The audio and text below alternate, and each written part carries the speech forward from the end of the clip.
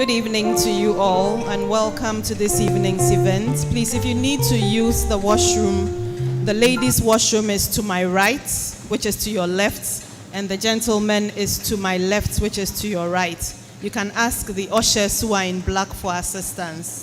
Thank you.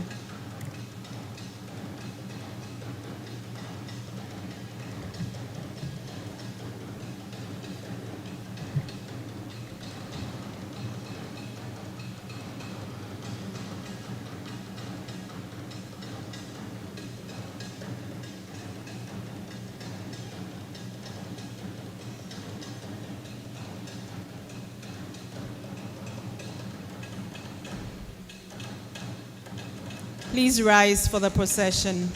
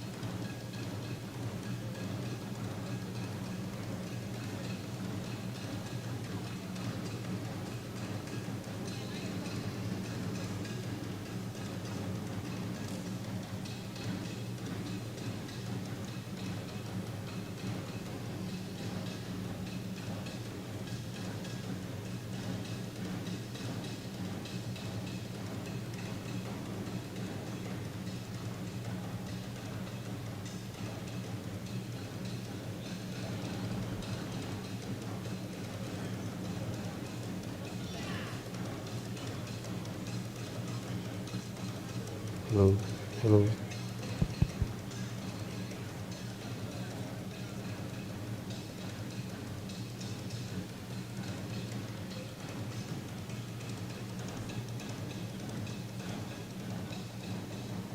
Okay, please, you may resume your seats, please.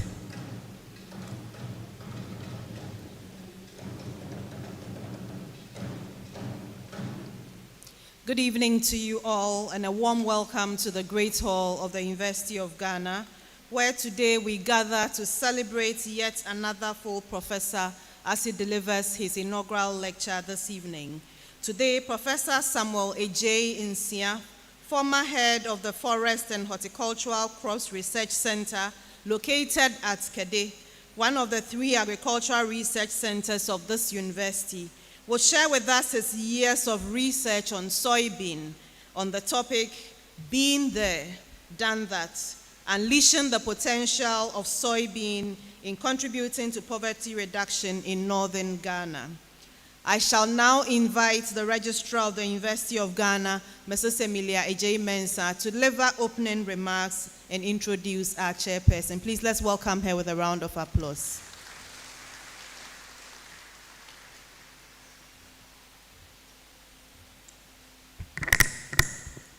Thank you very much, Ms. Songsori.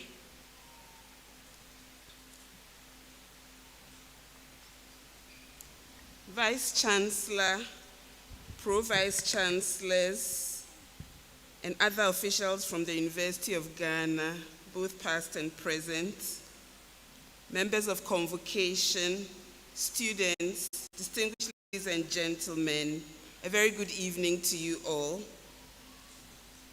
Good evening, and welcome to the Great Hall of the University of Ghana. We also acknowledge all of those who are joining us online. You are all most welcome, and we are delighted that you are all able to join us for this evening's inaugural lecture to be delivered by Professor Samuel Adjei-Nsiah of the Forest and Horticultural Crops Research Centre, located within the College of Basic and Applied Sciences. Inaugural lectures are a significant tradition and part of the university's calendar, and every academic who rises to the rank of professor is expected to deliver an inaugural lecture. These lectures offer the university the opportunity to recognize and showcase the academic achievements of its faculty, and also enables professors to share their research with colleagues within and outside the university, and to celebrate this very important milestone with their family and friends. I'm pleased to introduce the chairperson for today's inaugural lecture. Our chairperson is the first female vice-chancellor of the University of Ghana. She's a professor of linguistics, an experienced administrator, and has over 20 years' experience working in the higher education sector. In the University of Ghana, she has previously served as the Pro-Vice-Chancellor for Academic and Student Affairs, the Foundation Dean of the School of Languages, and the head of the Department of Linguistics. As Vice-Chancellor, she's leading the university to adopt technology in all of its operations while keeping the university's people as the focus. She has received numerous awards for her work in education, female empowerment, and leadership. She's a member of many prestigious societies and organizations, too many to mention, but I'll take just a few. She's a fellow of the Ghana Academy of Arts and Sciences, the founding president of the African Humanities Association, president of the International Federation for Modern Languages and Literatures, and vice chair of the African Research Universities Alliance. Ladies and gentlemen, please join me to welcome Professor Nana Bapia-Amfo, Vice Chancellor of the University of Ghana and chairperson for this evening's inaugural lecture.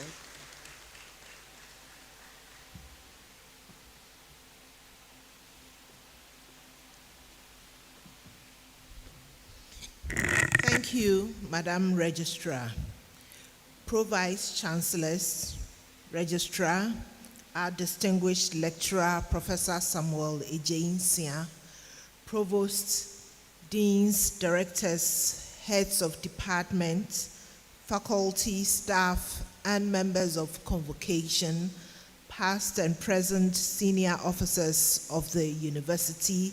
I see our former Vice Chancellor, Emeritus Professor Adjei-Nsiah, alumni and students, family, friends, and associates of the lecturer, partners from the agricultural sector, government officials, esteemed traditional rulers, our eminent clergy, friends from the media, invited guests, distinguished ladies and gentlemen.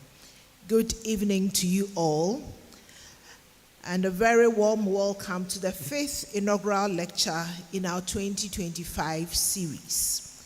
It's always a pleasure and a privilege to gather here in this great hall to celebrate academic excellence, share impactful research, and reflect on the contributions of our scholars to national and global development. This evening, we are honored to hear from Professor Samuel Adjei-Nsiah, a scholar, researcher, and former head of the Forest and Horticultural Crops Research Centre. His lecture, titled "Been There, Done That," I believe pun fully intended, unleashing the potential of soybean in contributing to poverty reduction in northern Ghana, is not only timely but deeply relevant to our national development agenda. Soybean, as we will learn this evening, is more than just a crop. It is a global agricultural powerhouse that supports food security, drives industries, and promotes sustainable livelihoods. This special legume, which is rich in proteins, serves both human consumption and animal feed, and is a raw material for biofuel for industries. Through Professor Adjei-Nsiah's decade-long research journey, we see how science, when applied with purpose and passion, can transform lives, empower communities, and drive sustainable development. His work has addressed critical challenges, low productivity, limited mechanization, and market access by introducing improved agronomic practices, leveraging ICT tools, and building inclusive value chains. The result speaks volumes: increased yields, improved incomes, and enhanced livelihoods for over 100,000 smallholder farmers, especially women and youth in northern Ghana. This is the kind of research that embodies the University of Ghana's mission to create knowledge, nurture innovation, and contribute meaningfully to national and global progress. Professor Adjei-Nsiah's achievements remind us that the solutions to poverty, food insecurity, and rural underdevelopment often lie in the soil beneath our feet and in the minds of dedicated researchers like him. As Vice Chancellor, I'm proud of the impact his work has had not only in academia, but in the fields, markets, and homes of many. I commend Professor Adjei-Nsiah for his commitment to research excellence, community engagement, and agricultural transformation. Ladies and gentlemen, permit me to share with you a brief profile of our distinguished lecturer, after which he will mount the podium to share with us reflections from his long journey to unlock the untapped potential of soybean. So to his profile. Professor Samuel Adjei-Nsiah is a professor of agronomy at the Forest and Horticultural Crops Research Centre, KEDE, of the School of Agriculture, College of Basic and Applied Sciences, University of Ghana. He has over 2 decades of experience in teaching, research, and providing consultancy and mentorship. His research interests cover integrated soil fertility management, plant nutrition, climate change adaptation, agricultural innovation systems, and food systems. With a career spanning over 2 decades, Professor Adjei-Nsiah has made significant contributions to the field of agriculture and sustainable food systems, particularly focusing on nutritional quality of crops and integrated soil fertility management. He previously served as the head of the Forest and Horticultural Crops Research Centre. After his basic education, Professor Adjei-Nsiah proceeded to Konongo Odumase Secondary School, where he successfully completed his GCE ordinary level and advanced level examinations in 1984 and 1986, respectively. He holds a Bachelor of Science degree in agriculture from the Kwame Nkrumah University of Science and Technology. He further pursued an MPhil degree in crop science at the University of Ghana, and then went on to pursue a PhD in production ecology and resource development from Wageningen University and Research in the Netherlands. Following the completion of his PhD in 2006, Professor Adjei-Nsiah undertook a postdoctoral appointment at the University of Ghana. This was within the framework of the Convergence of Sciences Strengthening Innovation Systems Program, a research initiative implemented by Wageningen University in collaboration with the University of Ghana, University of Abomey-Calavi in Benin, and the Institut Polytechnique Rural de Formation de la Recherche Appliquée in Mali. Professor Samuel Adjei-Nsiah began his academic career as a research fellow in 1999 at the then University of Ghana Agricultural Research Station, Okumeni, KEDE, now known as the Forest and Horticultural Crops Research Centre. Through dedication and impactful research, he steadily progressed in his academic career, earning a promotion to Senior Research Fellow in 2008, Associate Professor in 2012, and ultimately attaining the rank of Professor in 2021. Prior to joining the University of Ghana, Professor Adjei-Nsiah worked as a research associate at the International Institute of Tropical Agriculture in Ghana. Professor Adjei-Nsiah has served on several boards and committees at the university over the years, including the University Academic Board. Outside the university, Professor Adjei-Nsiah served as a technical advisor to the Ministry of Food and Agriculture on tree crops under the Government of Ghana's flagship program, Planting for Export and Rural Development. He is currently the board chairman for the Nwabieja Rural Bank in the Ashanti region. Professor Adjei-Nsiah has successfully secured numerous research grants from diverse funding sources, significantly contributing to advancing agricultural research and development at the university. His research has been funded by the EU, UK National Institute for Health, and IFPRI. In addition to securing funding, Professor Adjei-Nsiah has provided expert consultancy services to numerous international and advanced agricultural research institutions. His expertise has also been sought by prominent organizations such as the Food and Agriculture Organization, USAID, International Market Ecology, and Ghana's Ministry of Food and Agriculture. Professor Adjei-Nsiah's teaching portfolio includes both undergraduate and graduate courses such as climate change adaptation for agricultural development, climate change and livelihoods, advanced pomology and agricultural production systems for sustainable livelihoods.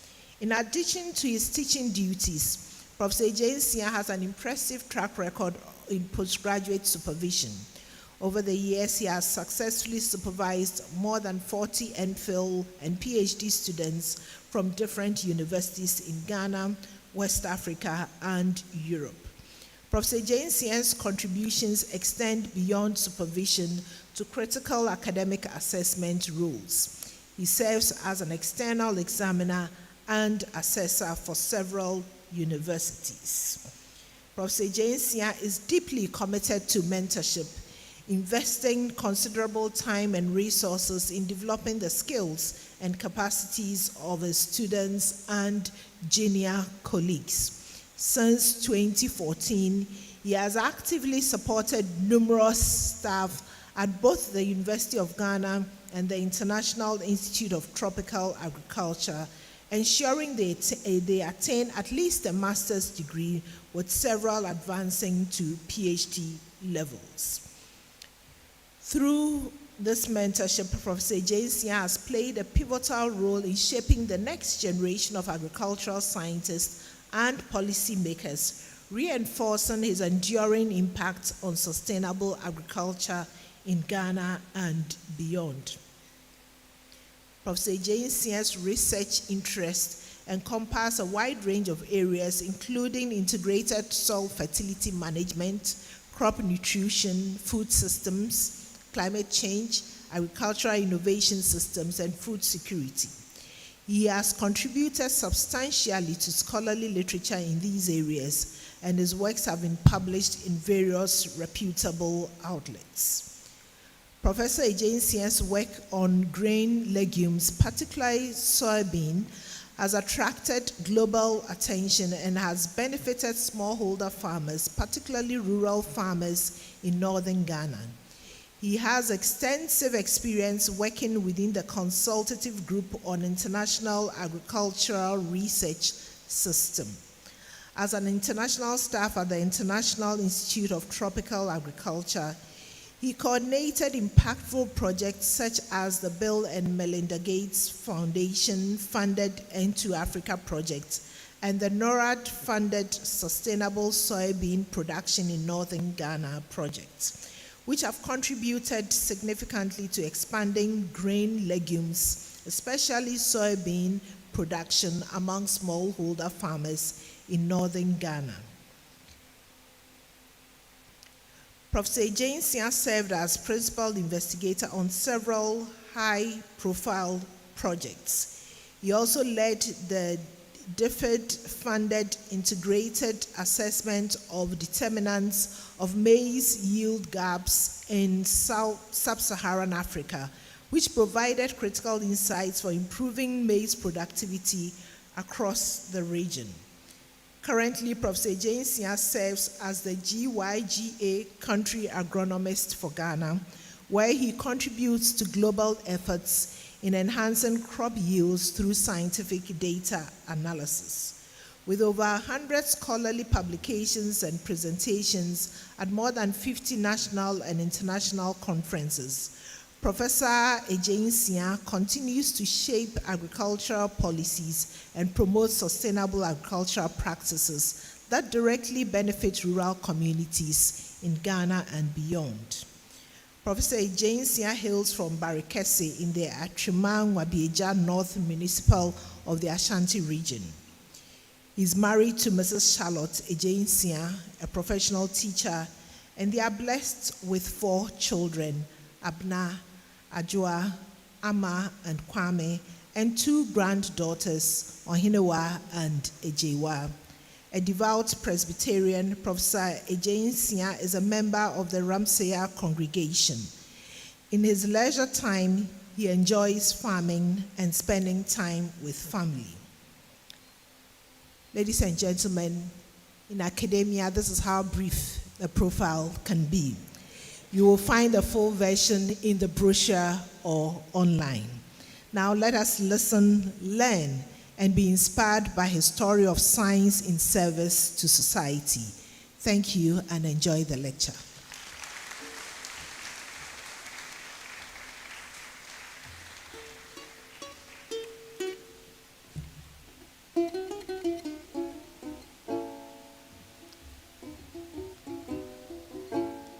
Nana Aba Apia Amfo Monikasa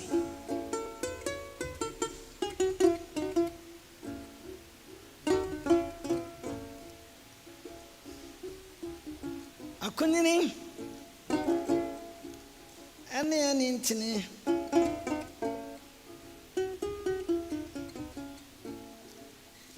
Mamuina Kwapa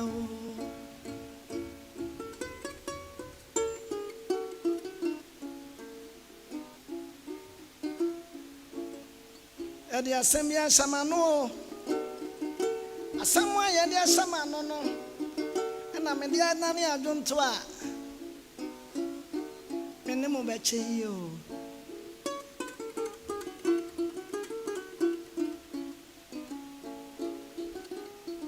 Yedinkan Akunini and Intini Mamuina Kwaba Yadamo Sio Any Adjei Namada Nimpenin Fuasi Namamu Kwabe and the Asida Any ye Bama Champion Pon Kwamia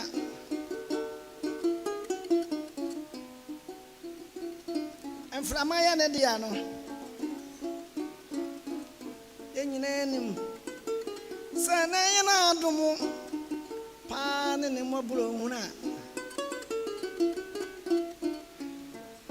Kayenu Pempensua Adjei Did you make an say? Nidimuna Yanka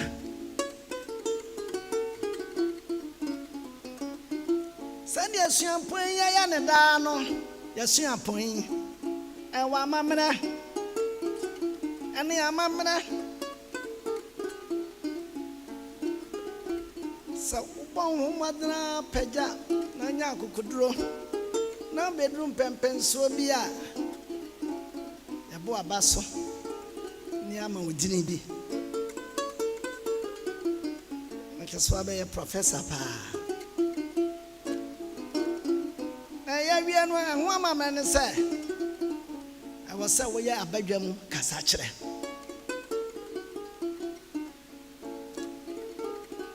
Until why Yabishami, Baman Yan for Binti, and Yawaha,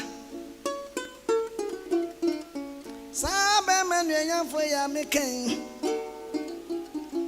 Why ya chumani? Wabiaja. Ya barakas. I did share pan no. Prof, me free and Punia. Mrs. Achoma Chrono.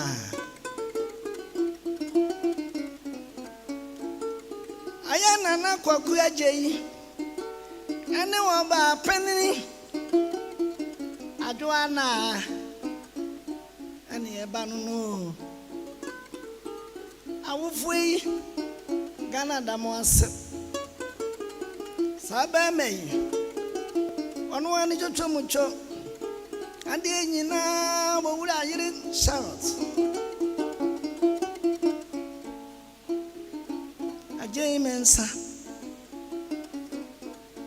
Obanu ya foi na ne kunu.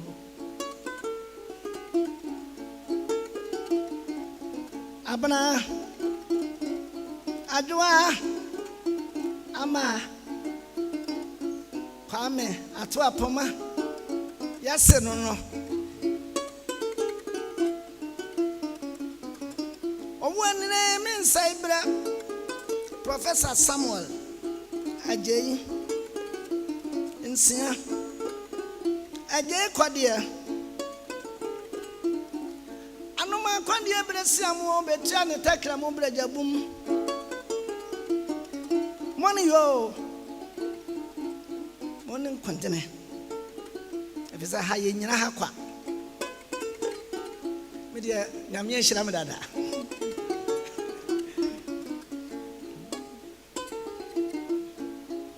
abladro sebra bekasa nenu amanso amu beka ho asem no Gana hia ne ne ya dua ne die mu kwaye yensuo atape nti menim se abadwam kasa chei Ghana befa ne ho adwene ne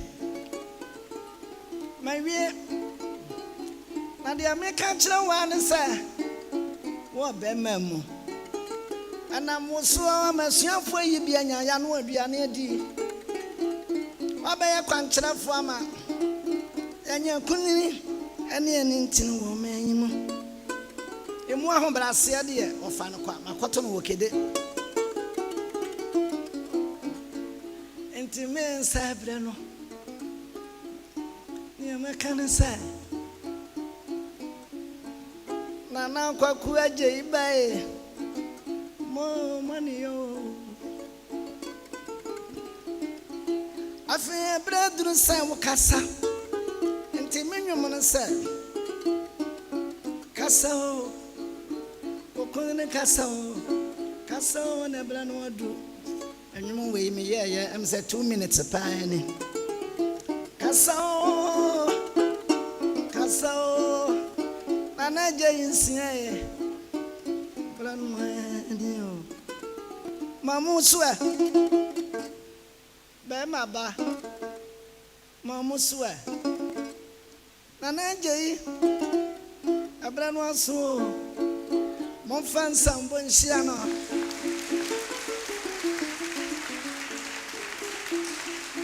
ente de American sa abusia samo wa ha ya da mo ase fi sa samo anwono a kamo ha yen pa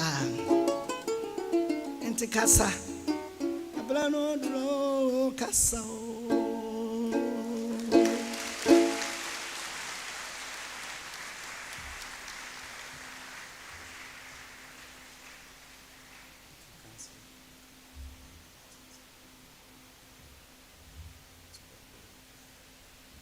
Thank you very much, Mr. Osei-Kranchi.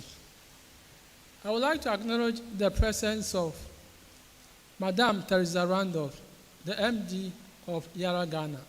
Madam, thank you for supporting me. I would also like to acknowledge the presence of Dr. Richard Asari, the country representative of the International Institute of Tropical Agriculture, an organization that has supported me for the past 10 years in supporting farmers in northern Ghana. Thank you. My colleague and friend, Dr. Bekele, is also here. Doc, thank you for coming.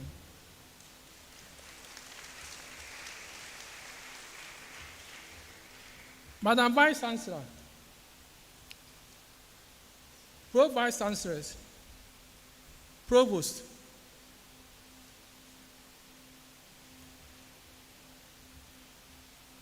students, distinguished colleagues, students, distinguished guests, family members, ladies and gentlemen, it is a singular honor and privilege to stand before you today to deliver my inaugural lecture.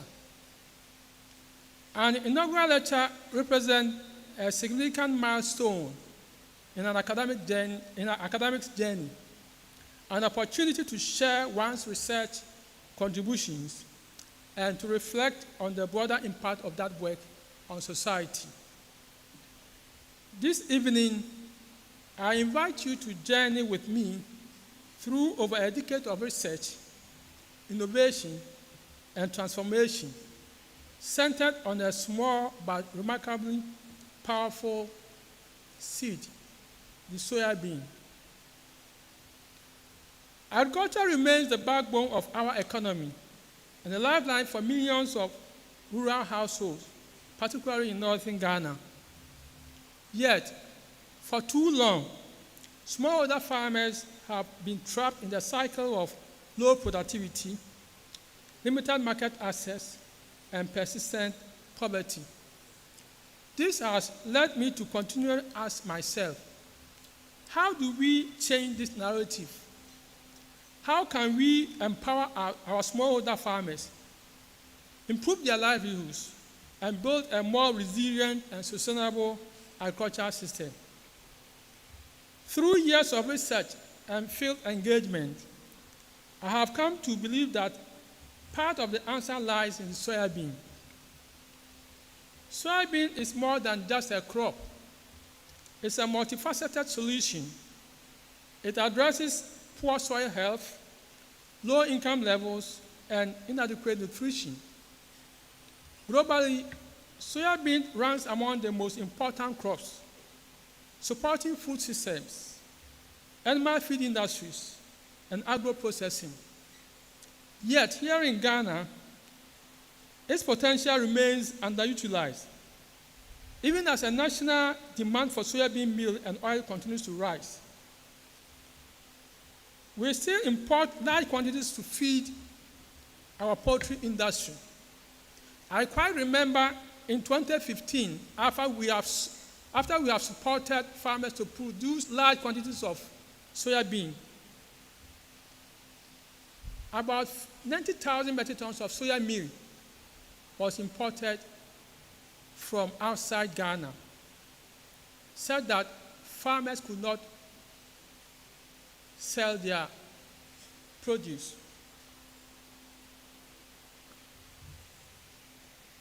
We still import large quantities to feed our poultry industries, despite having the capacity to produce more locally with the right support systems. But the significance of soybean extends beyond economics. As a legume, it enriches soil fertility, reducing dependency on expensive chemical fertilizers and enabling sustainable crop production. As a protein-rich food, soybeans enhance household nutrition and offer an affordable dietary option, especially beneficial for women and children. As a key agribusiness crop, soybean also generates employment opportunities across the whole value chain, including production, processing, and marketing. Over the past decade, I have dedicated my work to unlocking this potential. Collaborating closely with farmers, we have developed technologies to improve yields, strengthen market linkages, and empower value chain actors. I have seen how, with the right innovations and partnerships, soybean cultivation can lift families out of poverty and improve livelihoods across northern Ghana. Today, I will take you on this journey from research labs to farmer fields, from challenges to innovations, and from modest beginnings to measurable impact.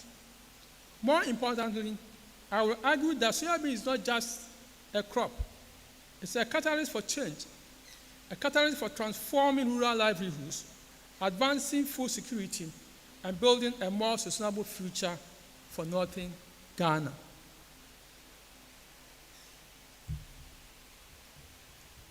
My journey with soybean began in 1991 during my final year at KNUST. Under the supervision of Reverend Professor Kantanka, I worked on a dissertation evaluating soybean varieties suitable for cultivation in the forest zone of Ghana. After harvesting the crop, I decided to cook some of the beans out of curiosity. To my surprise, after 12 hours of cooking, the beans were still hard. Frustrated and disappointed, I gave up and vowed never to work with soybean again.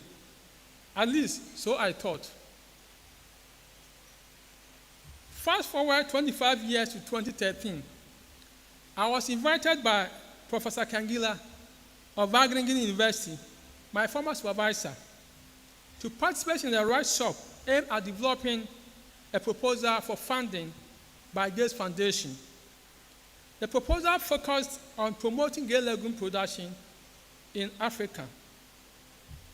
When the project was funded, Ken asked me to coordinate its implementation in Ghana. However, he advised that I take a leave of absence from my university position as the project will demand my full attention.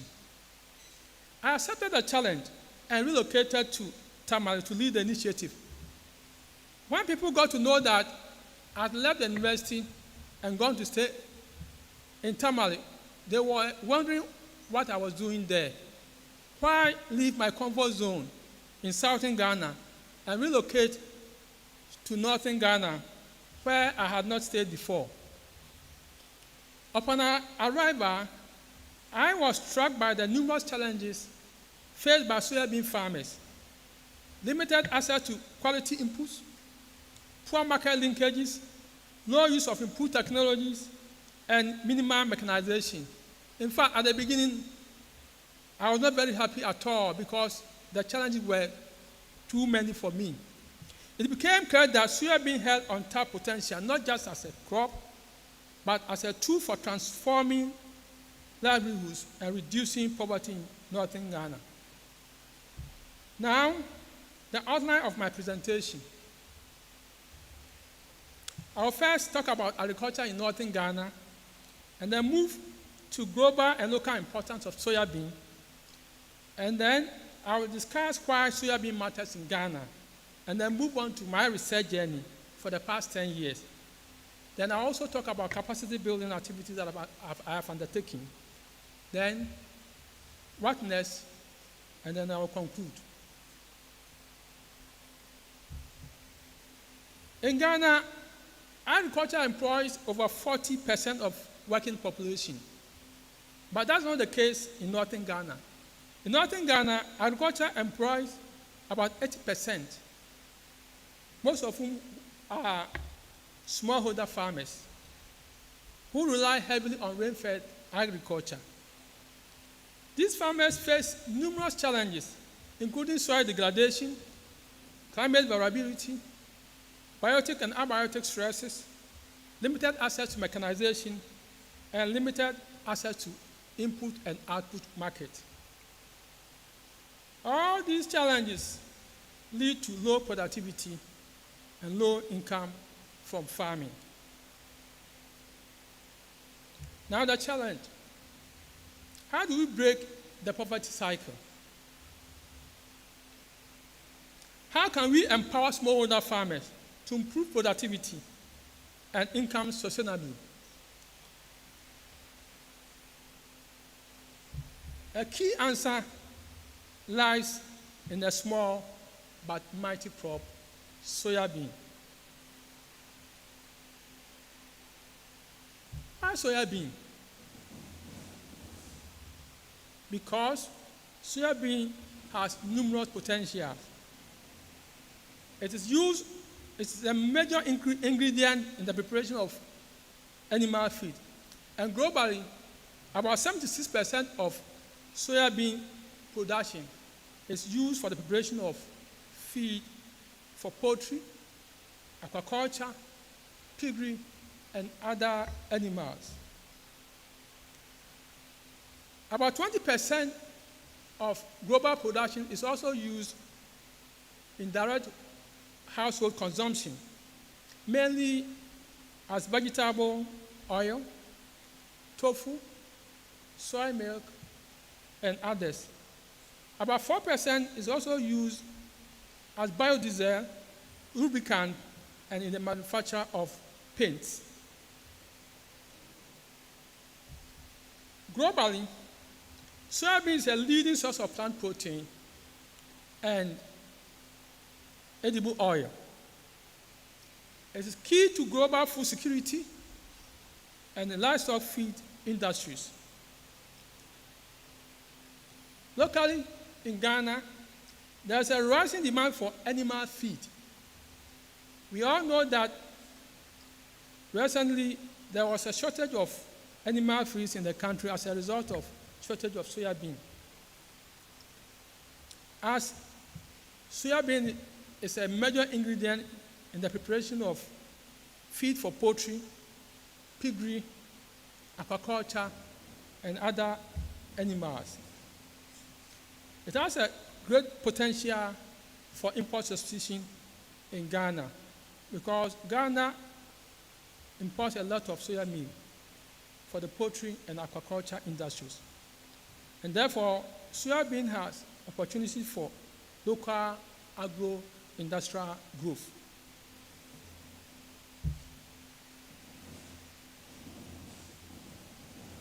Five countries globally contribute to about 80% of soya production in the world.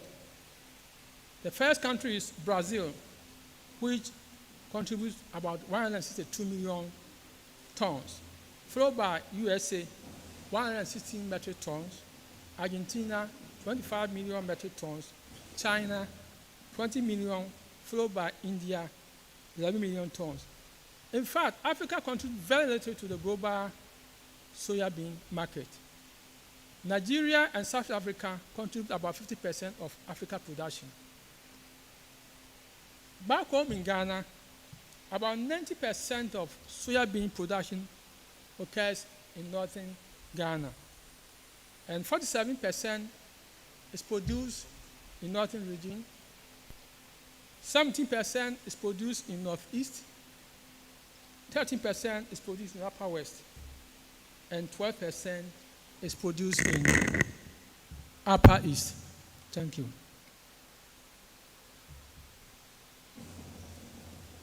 Why soybean matters in Ghana? Soybean matters in Ghana because it can create jobs. We know that about 70% of the unemployed in Ghana are young people, and 36% of farmers in Ghana are youth. So youth can take advantage of the soybean industry to benefit from the soybean value chain as agripreneurs, offering services like mechanization, aggregation, agro-input distribution, and digital advisory services.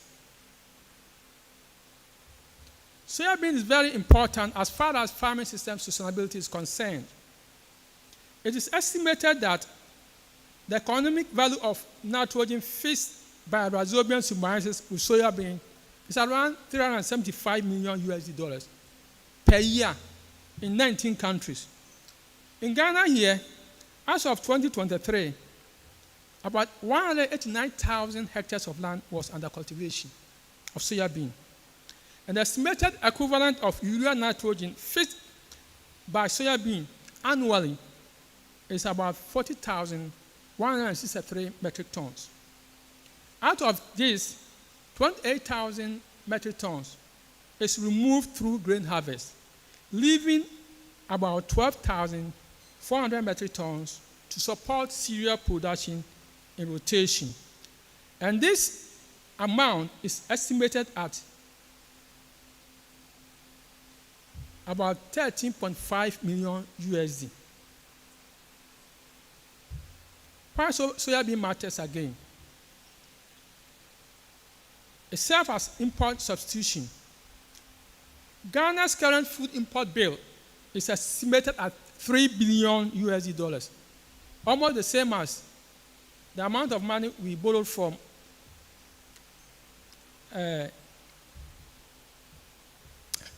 our bilateral partners recently. If we don't do anything about this, it will hit $15 to $18 billion a year by 2050. We did some analysis to look at the demand for soya products for the industry in Ghana. And we realized that the poultry industry needs about 200,000 metric tons of soya meal every year. When you convert this to grains, it is about 250,000 metric tons. The aquaculture sector also needs about 70,000 metric tons of meal, which when converted to grains is about 87,500 metric tons. For piggery, we need about 200,000 metric tons of soya meal, equivalent to 250,000 metric tons of grains. Then we need also 10,000 tons of grain for infant food preparation. The domestic demand for grains is estimated at 570,000 metric tons annually. In addition, we have an export gap of about 100,000 metric tons, of which we are only able to meet about 50,000 metric tons annually.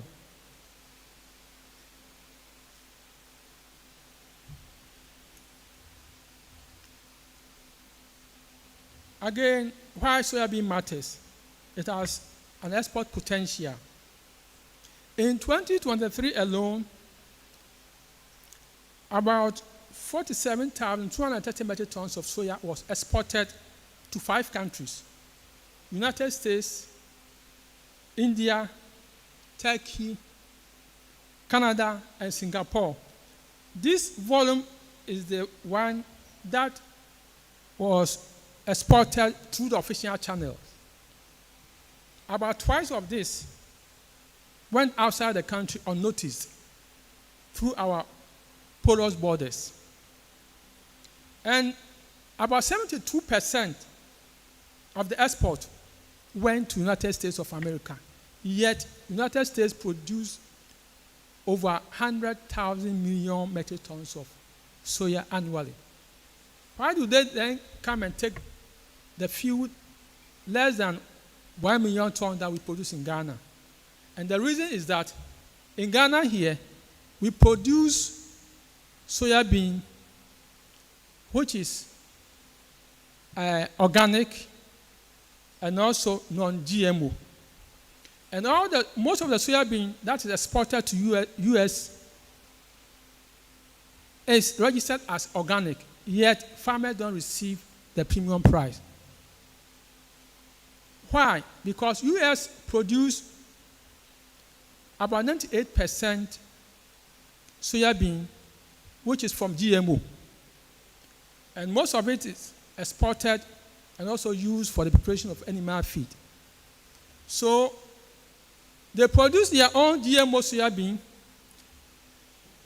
then they process into soya meal, export to Ghana, and then we produce the non-GMO, and they come and take it away.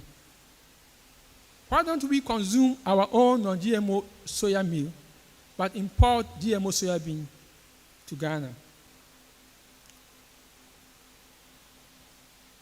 Now, we are now going to discuss my research journey from lab to field.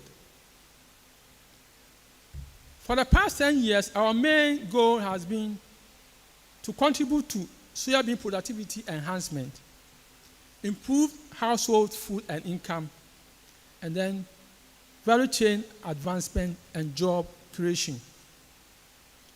And our focus has been promoting high-yielding and drought-tolerant soybean varieties, promoting sustainable practices, including crop rotation, intercropping, site-specific fertilizer recommendation, building farmer capacity through demonstrations, field days, video shows, and digital advisory services.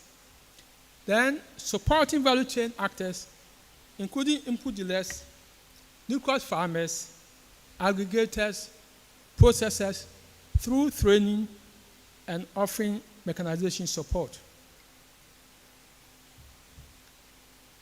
Technology development.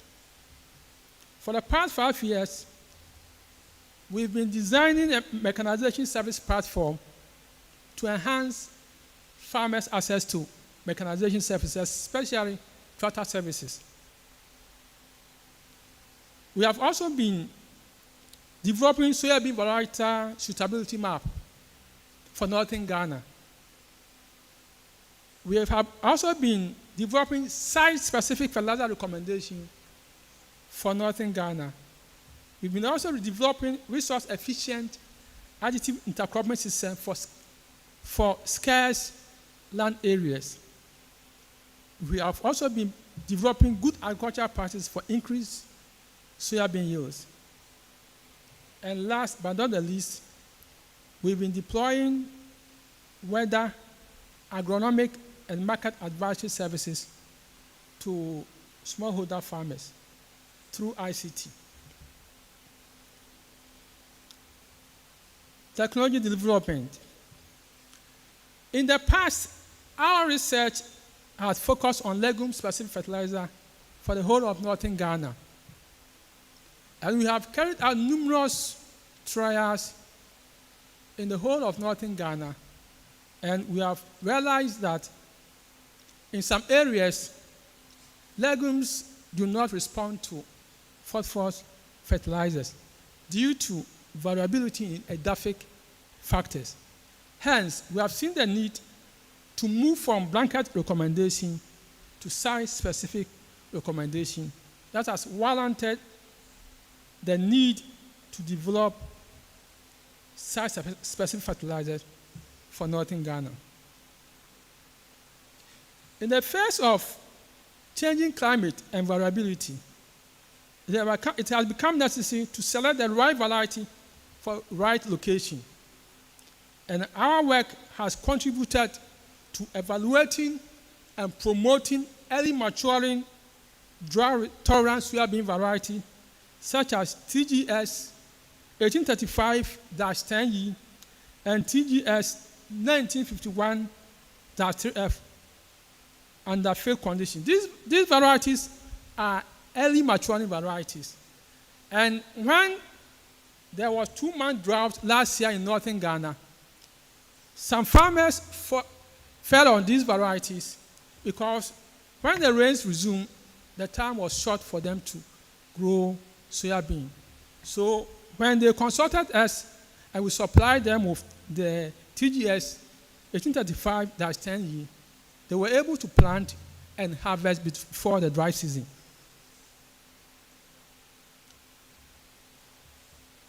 So we have been creating varietal suitability maps based on rainfall patterns, soil types, and altitude. And these efforts are helping farmers to adapt to changing climate conditions while maintaining yields. We have zoned northern Ghana into 7 based on soil characteristics and rainfall pattern. And if you look at the screen, you see that there are some areas that are shaded green.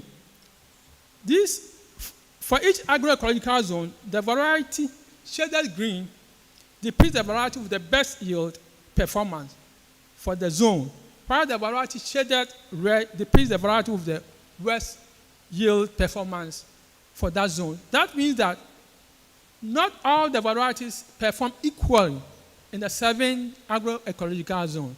So we have to identify varieties which do well in specific regions or specific zones, so that farmers who are going to soya production will target those varieties to maximize yield. In some areas, like the Upper East region, especially in the Baku areas, the population is very high. We have high population density, we have high livestock density, and therefore there is food insecurity in that region. So you wouldn't find any farmer cultivating only one crop. Sometimes it's amazing to see a farmer putting 3 types of crops in one hole. I once saw a farmer planting cowpea, sorghum, and millet on the same hole, because you want to get the 3 crops at the same time because he doesn't have land. So we decided to develop intercropping systems that they can use to maximize production. So we have developed intercropping systems so that farmers who grow cereals like maize, sorghum, and millet as food crops can also intercrop with their soybean, which is a cash crop in northern Ghana. We have also led efforts to develop such a specific fertilizer recommendation tailored to the unique agroecological and socio-economic conditions of northern Ghana. And this includes conducting soil mapping and nutrient diagnosis across districts, and using it to develop decision support tools that guide fertilizer use based on soil test data, rainfall, and yield targets. And we are collaborating with agricultural extension agents to deliver these recommendations in farmer-friendly format. This approach will ensure efficiency, affordability, and environmental sustainability in fertilizer use. So, with the site-specific fertilizers, you see, when you see the screen, you see some areas shaded green. For each agroecological zone, the fertilizer treatment shaded green depicts the treatment with the best yield performance for the zone, while the fertilizer treatment shaded red depicts the treatment with the worst yield performance for that zone.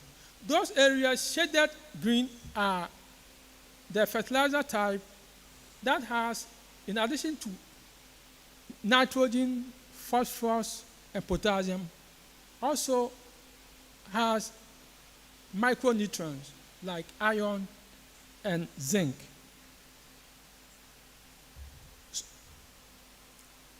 But that was not the end. You may see that it may be productive, but may not be beneficial or economic to do that. So down there, we have fertilizer combinations that have higher benefits. So the area shaded green depicts the treatment with the highest net benefit for the zone, while the fertilizer treatment shaded red depicts the treatment with the least net benefit for that zone. So for every zone, we will identify the fertilizer combination that can, the nutrient combination that can work very well in that zone.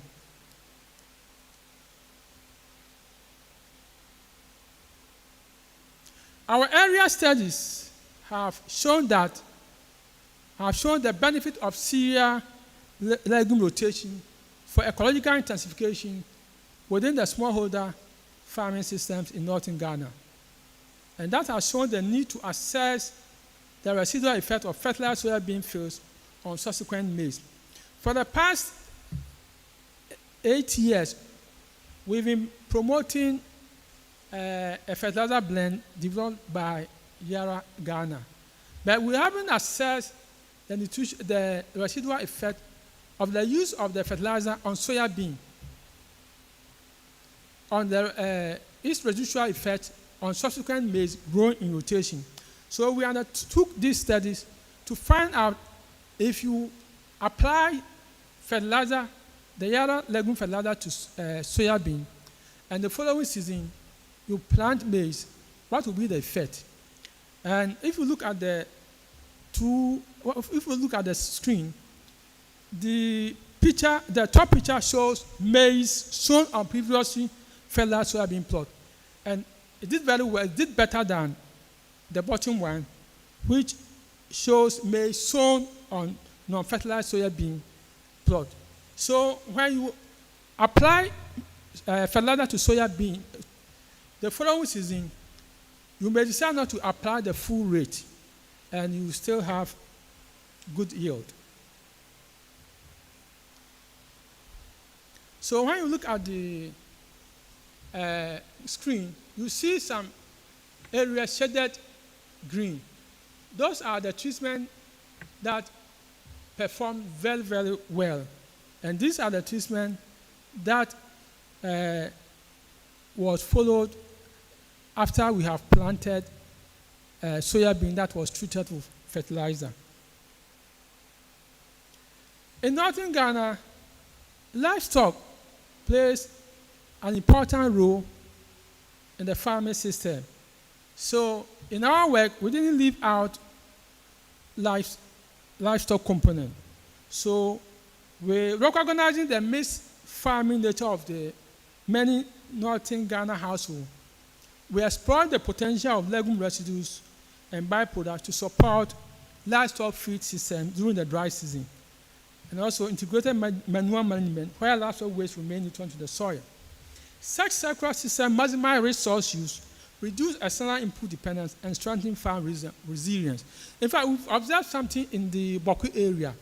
In the Boku area, as soon as they harvest their produce, they remove virtually everything. The stovers of the maize, millets, and sorghum, as well as the fodders of the legumes.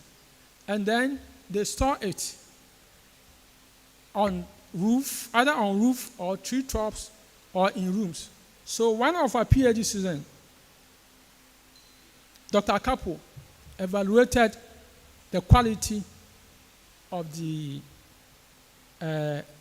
fodder after storage for about 120 days in different systems.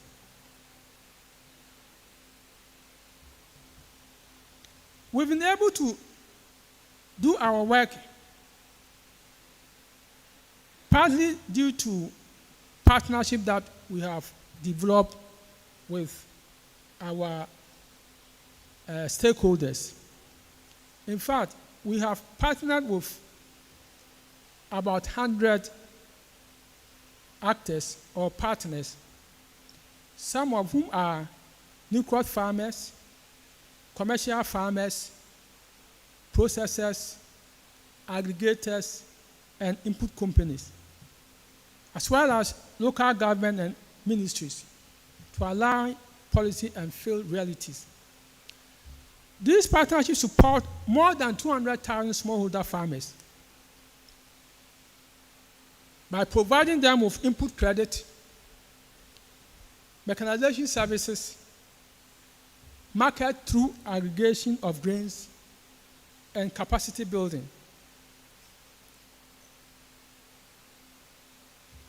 So to be able to support the smallholder farmers better, we decided to build the capacities of these partners. And so for the past 4 years, we've built over 150 government and private extension agents.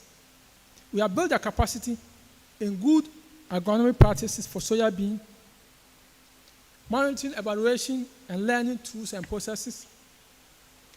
We've also developed curriculum models and manuals, which these extension officers use to train smallholder farmers. It's not only the extension officers that we have built their capacity, but we have also built the capacity of smallholder farmers. And we have done this through several channels, through demonstrations, through field days, through video shows, and through digital advisory services. Over the past 4 years, we've built the capacity of smallholder farmers by establishing about over 300 demonstrations in 16 districts across the 5 northern regions to disseminate soybean productivity enhancing technologies and good agronomic practices. Not only that, we've also conducted about 200 farmer field days in these 16 districts to also showcase good agronomic practices to smallholder farmers.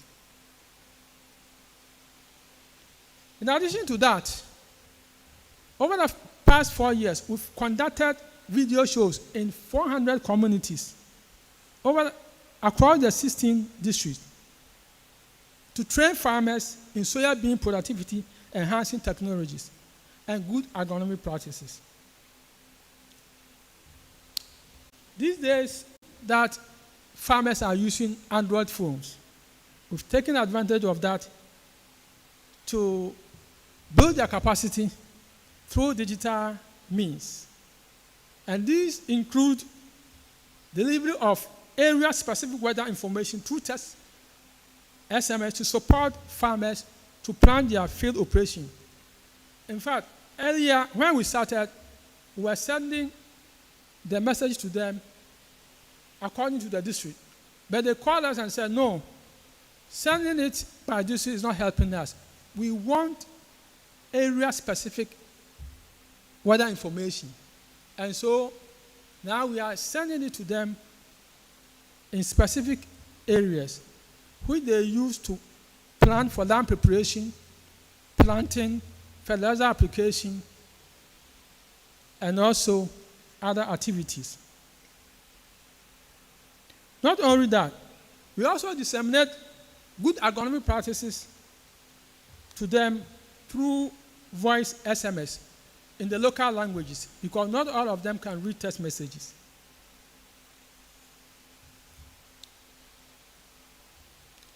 So, to be able to do that, we partnered with Isoko Ghana, which is an ICT company. And they already had about 100,000 farmers already registered on their digital platform.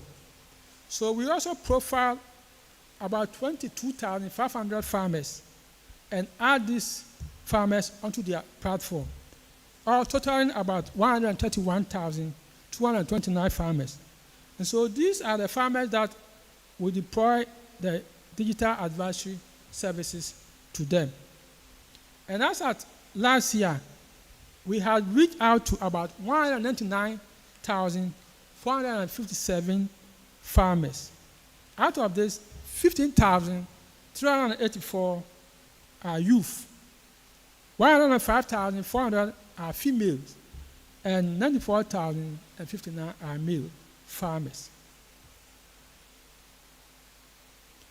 So we wanted to know whether farmers are aware of the technology that we have been disseminating to them. So we carried out panel survey in 2023, and 2024. And we found out that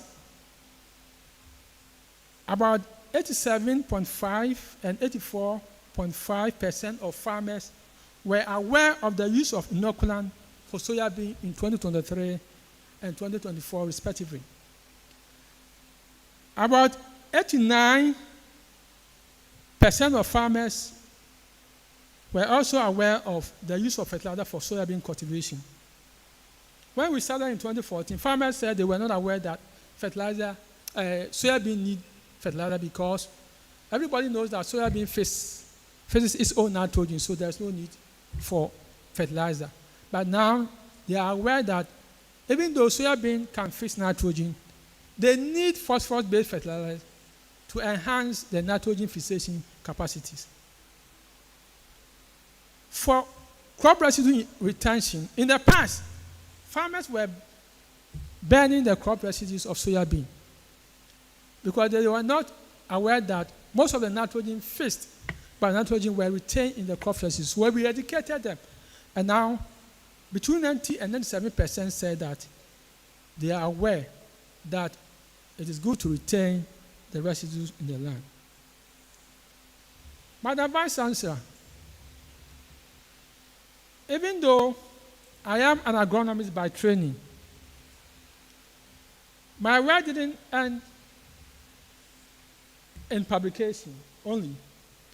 But after publishing my results, because smallholder farmers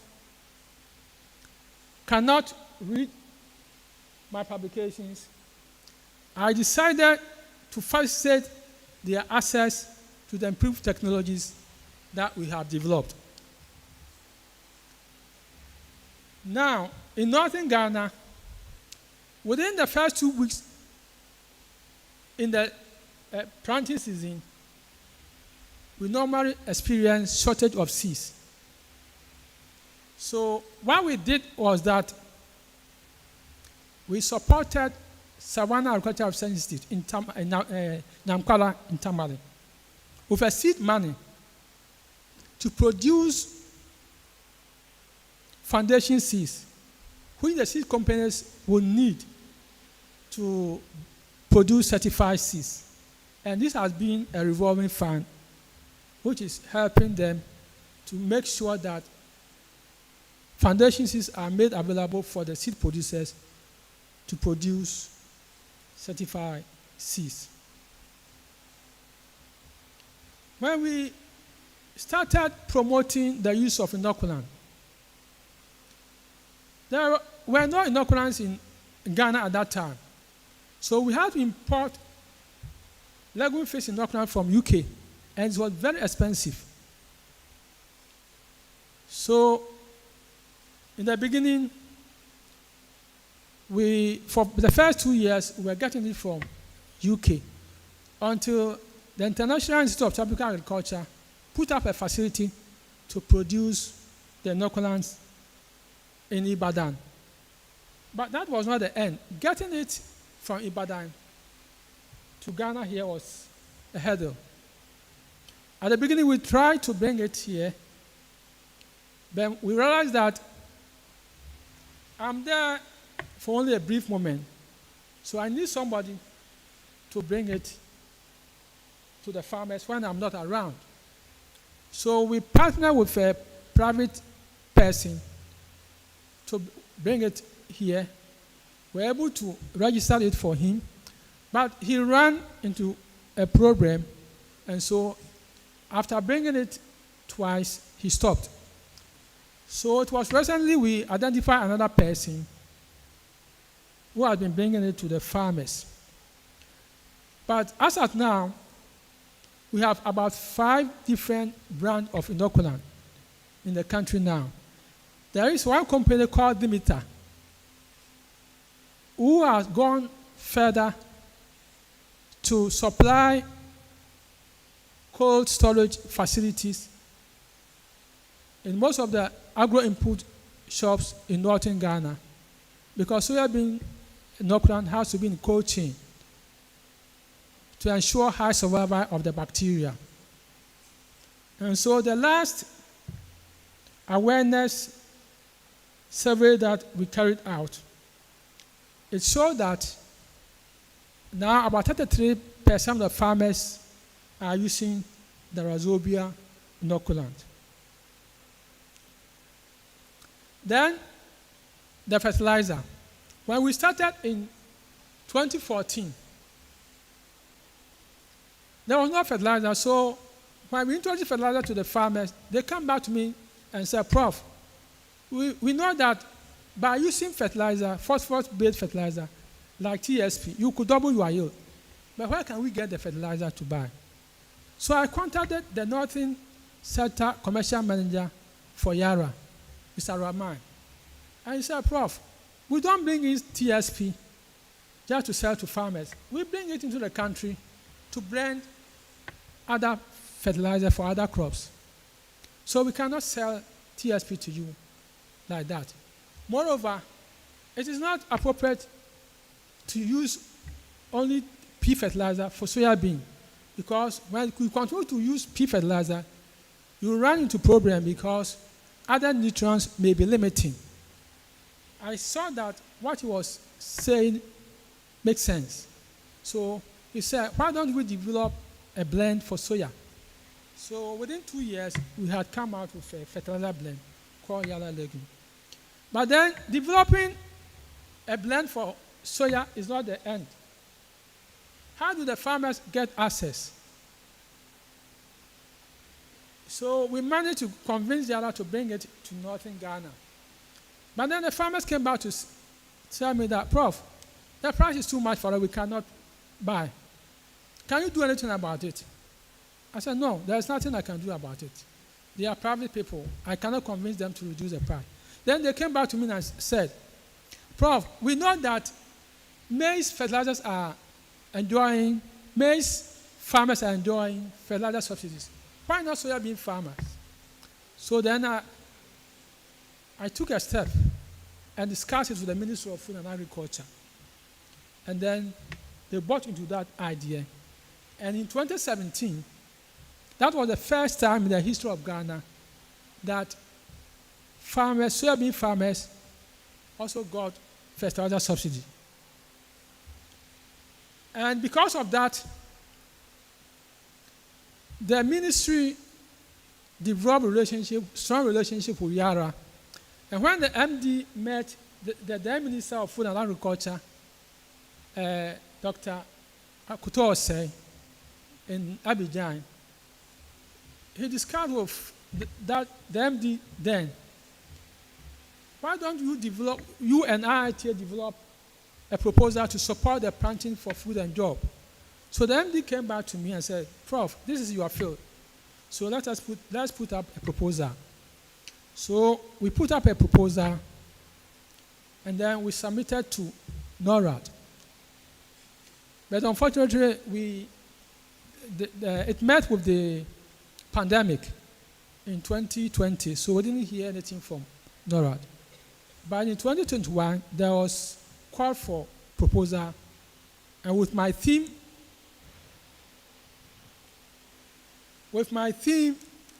at IITA, we submitted a proposal and we got funding for our current project, the spring.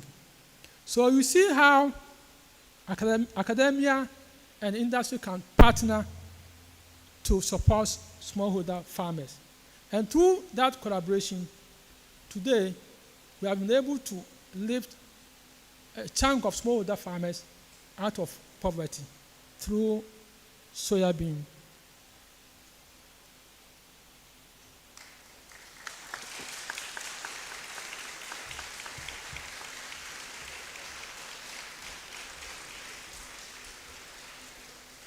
Madam Chairperson,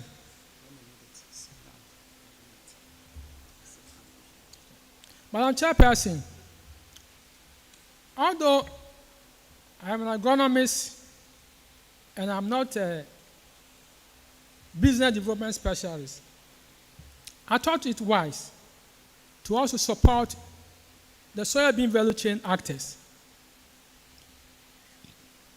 We realize that the soybean value chain actors, especially the nuclear farmers, the aggregators, and the exporters, they were helping the farmers, but they were not getting assistance from anywhere. Whenever we ask them, they say, we are not getting, when we go to the bank, they don't give us facilities. So upon interrogation, we realize that most of them do not even have business plan. They don't keep records. They don't keep any document.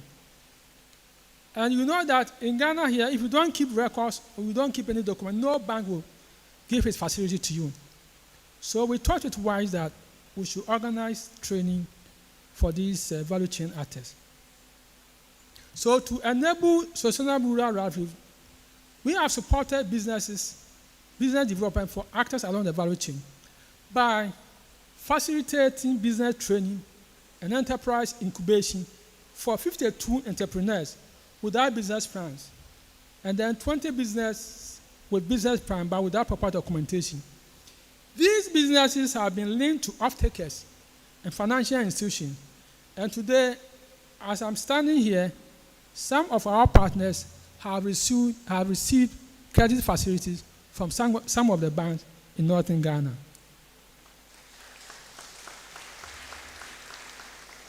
And this has empowered farmers not just to grow soybeans, but to build businesses around them.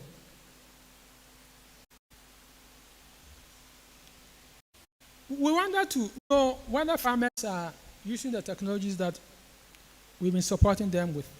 So we carried out a panel survey in 2023 and 2024. In 2023, about 23% of the farmers were saying that they were using the inoculants. But a year later, then the percentage increased to 33%. And I hope that this year, more farmers will use the inoculants because it is very cheap and we've already trained them how to use them. But for fertilizer, the usage is still low. 12.5% were saying they use it in 2023, but in 2024, only 15% are using it. What might be the cause? Madam Yara, we need you to educate the farmers more. Most of the farmers are not aware that even there is soybean fertilizer available. And some of them, when they come, they can't find them because the fertilizers are stockpiled at Tema. It's only when they make requests that they are brought into northern Ghana. So, Madam, we will plead with you to make them available in the district where soybean are cultivated.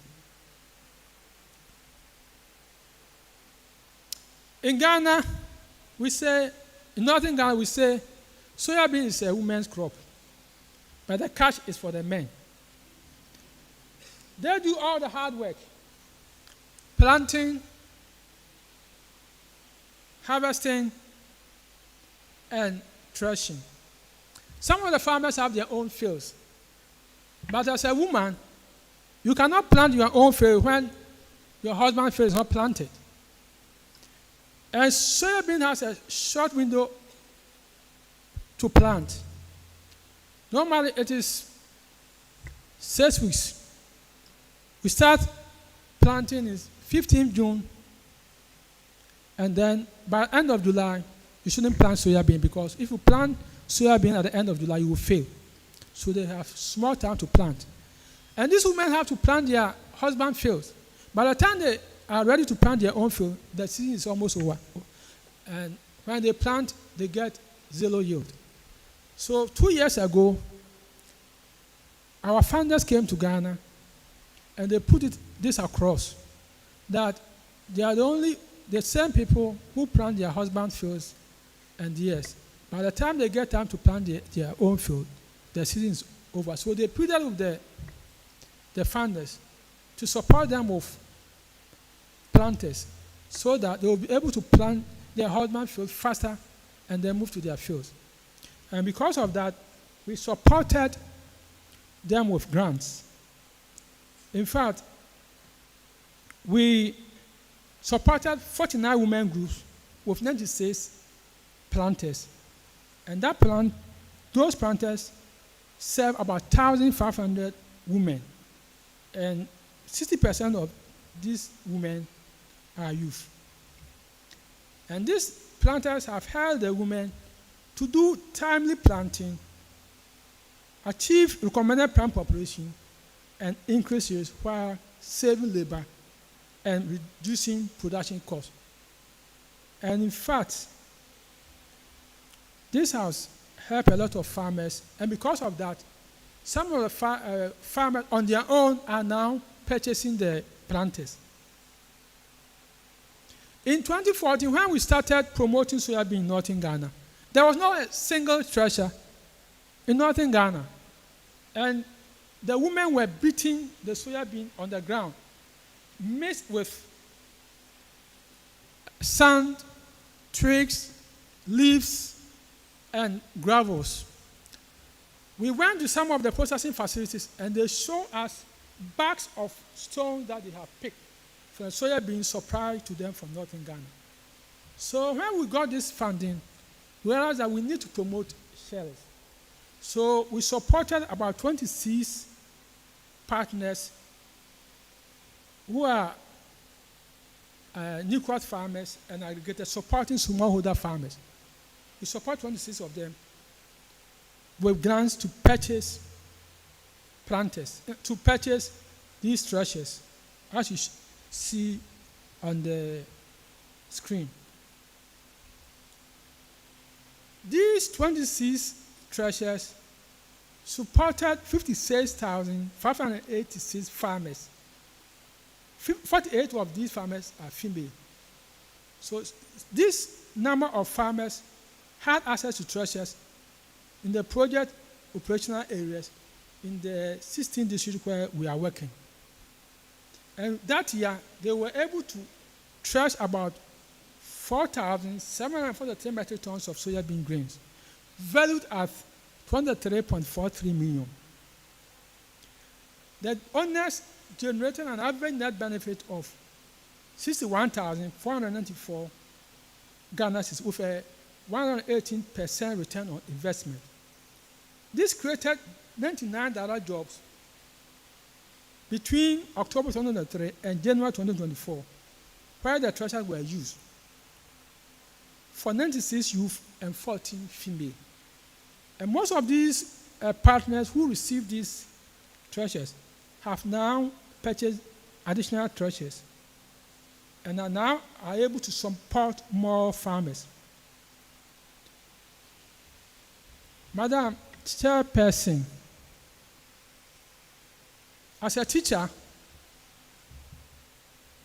I have to train students who will replace me when I'm no more there. So within the last 10 years, we've been able to train 5 PhDs and over 30 MPhil students. Mostly in legume agronomy and innovations.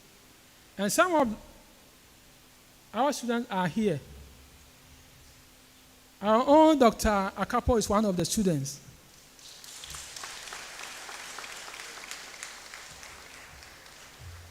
And today, some of these students are working in the research institutions, the universities, the Ministry of Food and Agriculture, and the CG systems. So what next? Yes, we have to do more. We have to scale these innovations to increase productivity in other areas. We have not been able to reach all the farmers in northern Ghana. We've been able to support a little over 200,000 farmers. But small other farmers in northern Ghana are over 1 million. So we need funding to continue to support these smallholder farmers. When production increases, we need to promote value addition and processing, and then we need to develop the market for export. We also need to scale inclusive soybean supply chain model for social inclusion, especially for the youth, women, and disabled people with disabilities. We also need to scale youth and women-led soya SMEs models, business models. We are establishing a mechanization service platform to link smallholder farmers to mechanization, because mechanization is still a challenge in northern Ghana, not only for soybean, but also for other commodities. We need to also facilitate the SMEs' access to finance and domestic and export market. Madam Chairperson, to conclude, I want to state again that soybean is more than a crop. It is a solution to poverty, hunger, job creation, and land degradation.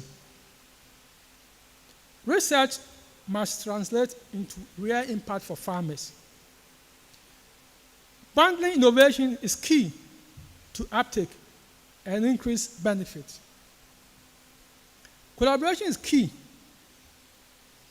Researchers, policymakers, and private sector must work together to enable innovation. Together, we can make a soybean a cornerstone of sustainable agriculture in northern Ghana. I cannot end my presentation without acknowledging certain organizations and individuals who have supported me in my journey. First, I would like to acknowledge the support from Gates Foundation for our N2 Africa project, which was implemented between 2014 and 2018 through Wageningen University in collaboration with the International Institute of Tropical Agriculture. I also like to acknowledge the financial contribution made by NORAD towards the implementation of the Sustainable Soybean Production Northern Ghana project, which was also implemented between 2021 and 2024. I cannot leave Wageningen University and Research out of my development. They trained me holistic training from extension to agronomy. They didn't only train me, but they also linked me to several institutions globally. It was through Wageningen University that I got to work with the International Institute of Tropical Agriculture, although I had earlier on worked with IITA through the University of Ghana when Professor Kwame Afreniama was a principal collaborator for the West African Plantain Project. International Institute of Tropical Agriculture, I'm very grateful to you for providing a platform for me to support our smallholder farmers in northern Ghana. I've worked with IITA for over 12 years at different times as a national staff, an international staff, and as a consultant. IITA, thank you very much for your support, capacity building, and also helping me to source funding for my research. Yara Ghana, thank you very much. Without you, the work I have done in northern Ghana wouldn't have been possible. First, it was through you that farmers got access to legume fertilizers. It was through you that farmers, for the first time, also got subsidy for fertilizers. Soybean farmers got subsidy for soybean. At the same time, it was through you that we got our funding, the spring funding from NORAD. Thank you very much for the numerous support and assistance that I've enjoyed from you. I've enjoyed working with you for the past 10 years. Thank you very much. I'm also grateful to Soybean Value Chain Association of Ghana for their collaboration with the SPIN project. All soybean farmers, aggregators, input dealers, processors, exporters in northern Ghana, I'm most grateful to you for your collaboration and support. Spring Project team of IIT and Yara Ghana, thank you very much for your support. University of Ghana, my alma mater and my employer, I'm grateful to you for granting me leave of absence twice, in 2014 and also in 2021, to take leave and support smallholder farmers in northern Ghana. I also like to acknowledge certain individuals who have helped me in my academic journey. I would like to express my profound gratitude to the late Professor Dawson, who was my supervisor and who trained me in extension and agricultural innovation systems. Dr. Richard Asari, Ghana representative for IIT, I'm grateful to you for your support, encouragement, advice.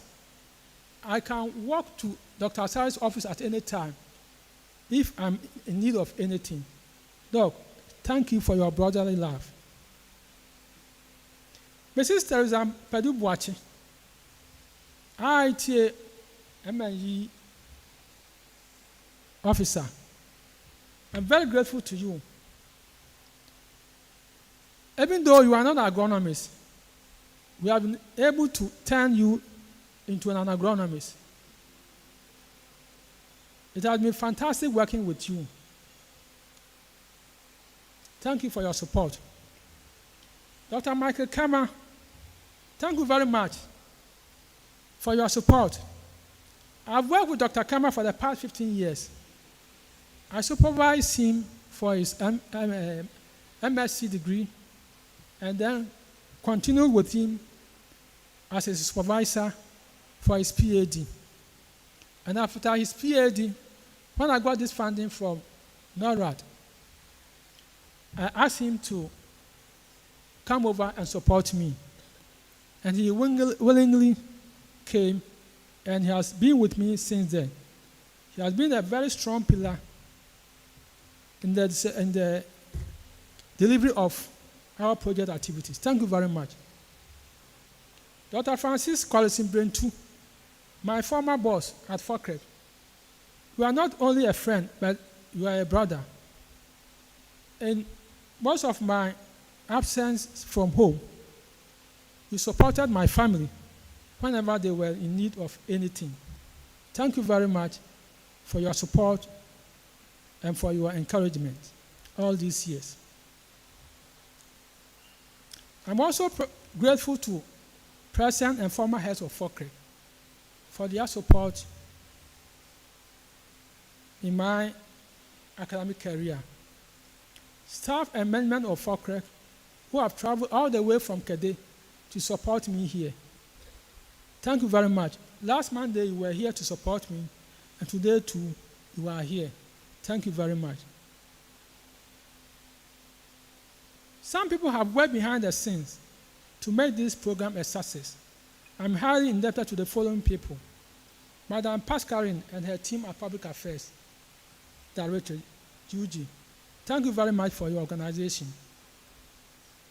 Dr. Asumi Mwate and Dr. Brina Kapu, who have been very helpful to me within these last couple of weeks when I've been preparing for this inaugural lecture. Thank you very much.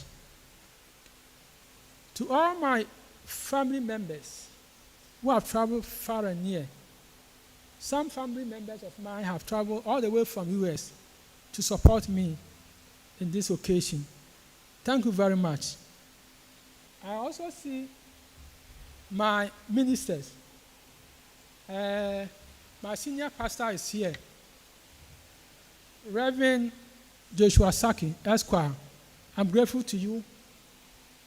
I also see my associate pastor here. I also see my senior friend, Reverend Dr. Kisi, here. Thank you very much. My nephew, Reverend Kusiasiama, is also here. Thank you. He traveled all the way from the mountains to support me. Thank you, Reverend. There are two special people in my life, in my professional career, that I cannot leave out in this occasion. If you look at the screen, you can see a tall man there. That is Professor Kangila from Wageningen University. Prof. Kangila has been my teacher and mentor since 2002, when I first had the privilege of meeting him in Wageningen. He connected me with several scientists in his chair group at Wageningen University and beyond, opening doors that shaped my academic and professional journey. His unwavering belief in my potential meant I was regularly invited to contribute to major research projects within his group. One particular memorable moment was in 2010, during a workshop at Wageningen. I informed him of my presence in Wageningen, and to my great surprise and honor, he responded immediately and came to see me at my hotel with a colleague, professor, within his chair group, because they wanted me to join a new food security project launched in Africa. I still vividly recall his words as he introduced me to his colleague. This is Samuel, one of my former PhD students from Ghana. I worked with him since 2002. He's honest, hardworking, dedicated, and prolific writer. Among all my partners in Africa, he's always the first to produce a publication from the project we implement. If you want your project to succeed, work with him. Since that time, I've worked with this professor, and almost every 2 years, we come out with a publication. Only this week, we had a groundbreaking publication on food security in Africa. That gesture and those words continue to resonate with me to this day. Thank you very much, Professor Kangila. There's also one person who has been a pillar in my professional career. And if you look at the screen, you see that man. I know most of you know that man. He's called Professor Kwame Afre-Nuyama. He has been a steadfast pillar in my professional life. It was he who first encouraged me to pursue postgraduate studies after my national service in 1991. When he advised me to undertake postgraduate training, I wasn't very happy, but reluctantly I accepted it and applied for admission. I fondly remember his leadership as head of FOCRE and later as director of the Institute of Horticultural Research, where he often advised us to focus on our research and avoid distractions. Today, I can confidently say that his counsel has borne fruit, and I'm deeply grateful that he is here to witness this milestone. Prof, thank you sincerely.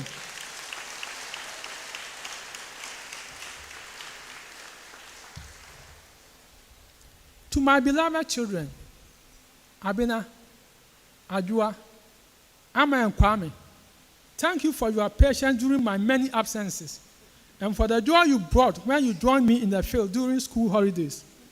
I'm especially proud today that Adjua and Ama are working with cocoa and oil palm smallholder farmers respectively. I wish you all continued success and fulfillment in your paths. To my dear wife, Mrs. Charlotte Adjei-Nsiah, the landlady and managers of our home, you have been far more than a wife. You have been my confidant, source of wisdom, prayer warrior, and unfailing support throughout this journey. For your strength, your counsel, and your enduring love, I am profoundly grateful. Thank you, everybody. Madam Mercy.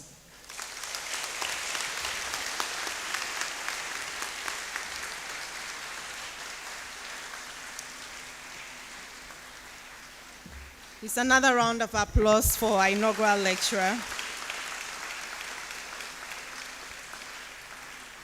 Thank you very much, Professor Adjei-Nsiah, for this exposition on how soybean can help to reduce poverty and for walking us through your many years of research on soybean. To aid us in digesting all that we have heard on soybean this evening, I would like to invite all of us to relax and enjoy an interlude by the Ghana Dance Ensemble. This evening, the Ghana Dance Ensemble is performing for us the Kete dance. This is a dance form that existed only in the courts of Akan kings, and the dance is performed for the entertainment of royalty. The movements are dexterous, well-crafted, and executed with attention to detail. The costumes, beads, and colorful accessories reflect the rich Akan culture. This dance, Kete, has been selected for this evening's inaugural lecture to reflect the Akan heritage of Professor Samuel Adjei-Nsiah and to celebrate his achievements in soybean research towards poverty reduction in Ghana. And the dance reinforces the fact that dedication, attention to detail, and commitment to making a positive change is what is needed to build Ghana. Ladies and gentlemen, the Ghana Dance Ensemble in the Kete dance.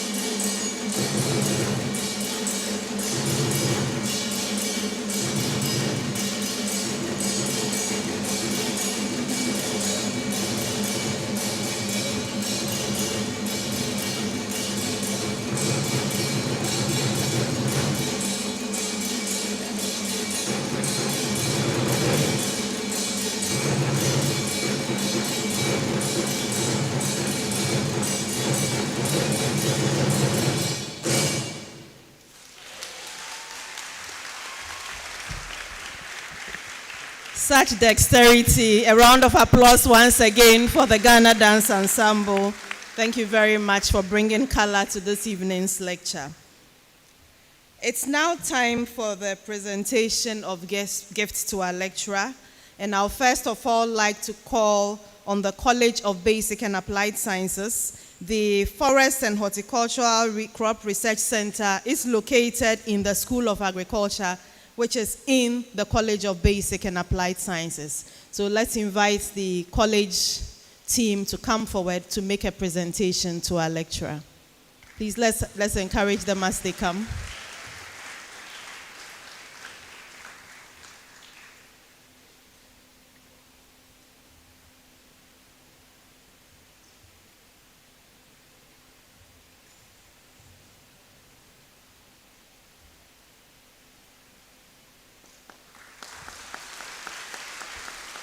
Thank you very much, CBAS, College of Basic and Applied Sciences. Next to do their presentation is the School of Agriculture. School of Agriculture, if you are here, let's have you up here.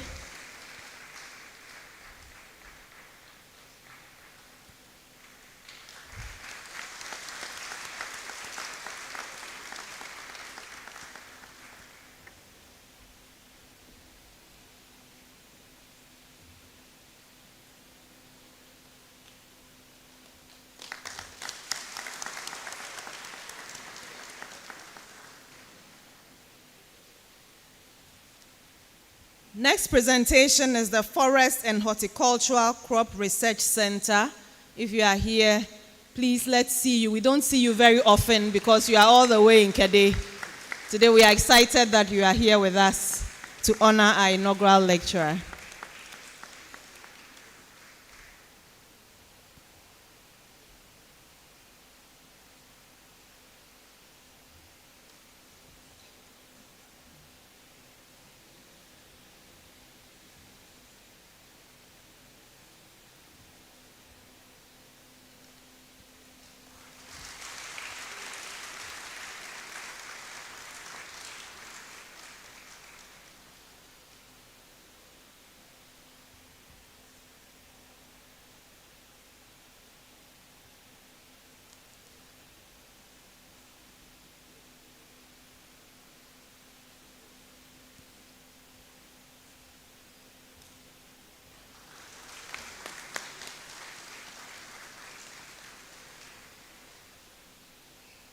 Looks like the FOCREC team came really prepared.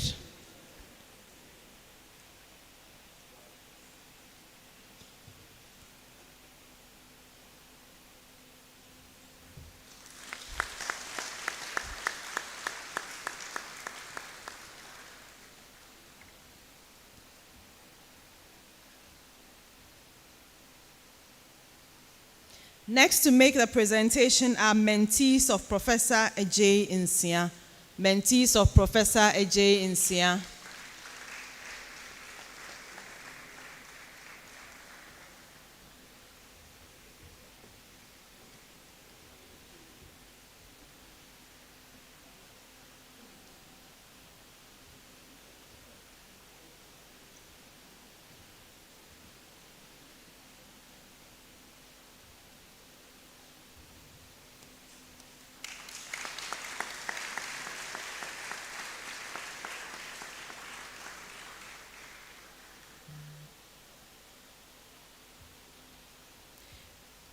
Next, past students of Professor Adjei-Nsiah. Past students of Professor Adjei-Nsiah.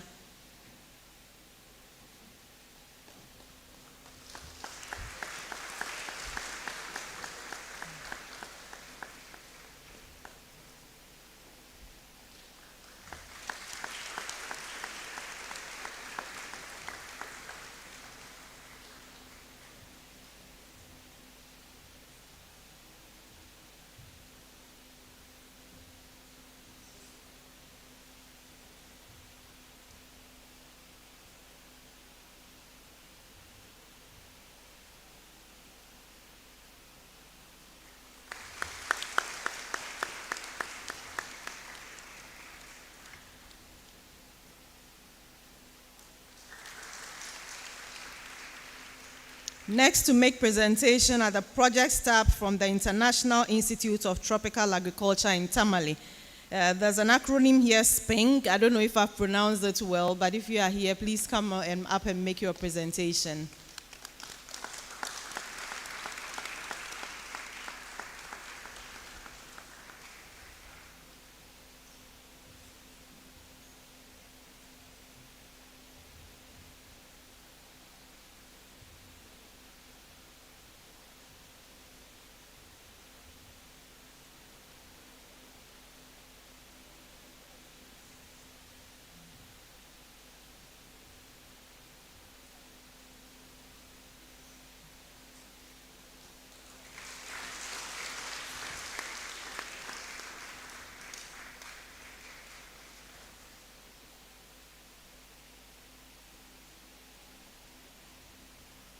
Thank you very much. And last but certainly not least, family of Professor Adjei-Nsiah.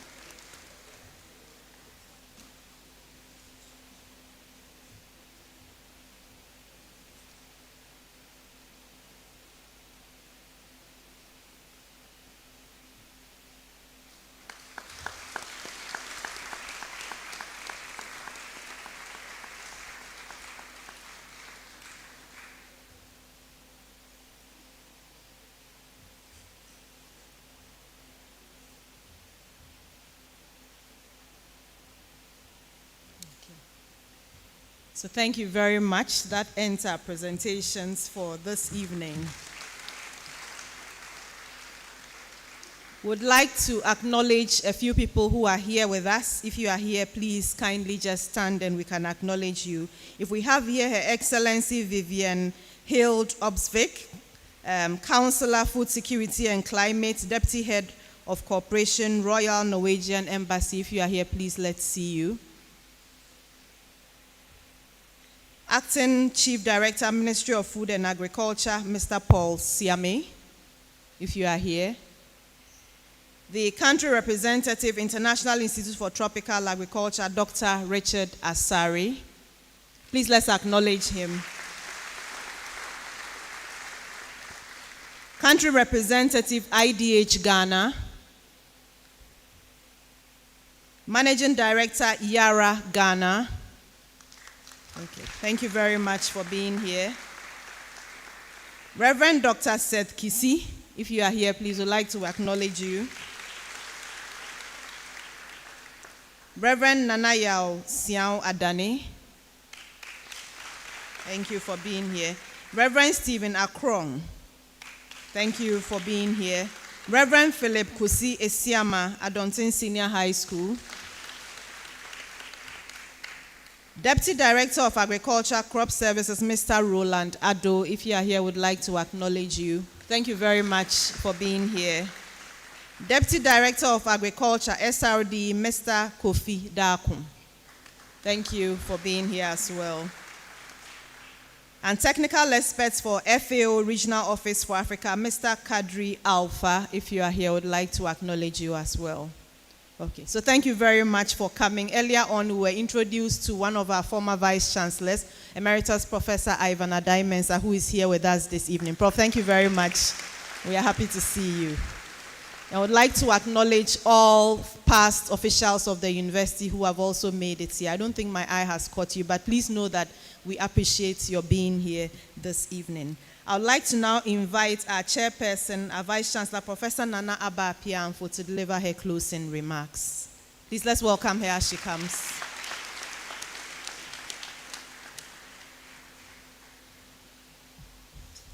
Thank you, Ms. Samsori. Distinguished ladies and gentlemen, being there, done that, unleashing the potential of soybean in contributing to poverty reduction in northern Ghana. We have had a treat this evening. And if you agree with me, shall we give our lecturer another round of applause?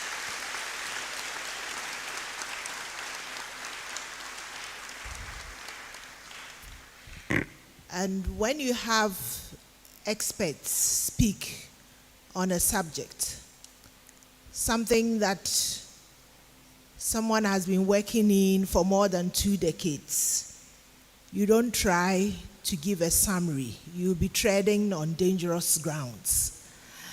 And so what I would like to do, which I usually like to do, is to share some lessons from the delivery this evening. Just 3 of them. The first one for me is the value of treading on uncharted territories. Prof. Adjei-Nsiah took up the challenge to go to Tamale. He didn't come from there, he hadn't been there, but I know that Tamale was just a hub for you from where you worked in various areas in northern Ghana. He took up that challenge. It allowed him to experience firsthand the experiences of soybean farmers. It made it possible for his work to go beyond the lab into the fields, because he was there and he really had that experience with them. We have heard from him this evening. We have seen the impact of his work over all of these years. If he hadn't dared to take that bold step with the encouragement of his mentor, we wouldn't have seen all of these yields. So thank you, Prof, for taking up that challenge. Thank you for taking that bold step. And thank you for bringing change to the lives of many households as a result of taking that bold step. It allowed him also to move from general recommendations to science-specific recommendations. So that's the first lesson for me. The second lesson is technology development and deployment. He's narrated to us this evening how he has used technology throughout his research work and his extension work. He's been getting to teach and tutor the farmers how they can deploy technology to increase their yields. He is a demonstration of the University of Ghana's vision, because our vision is to achieve global impact through innovative research, which he is doing, and using technology-driven and people-centered approach. He cared about the people. That's why he moved in there with them. And he has used technology deployment and development to support his work and the work of the farmers out there. The third one is a strength of partnerships. Obviously, he couldn't have done all this without the support of partners, of academic institutions, of funding agencies, of government agencies, of NGOs.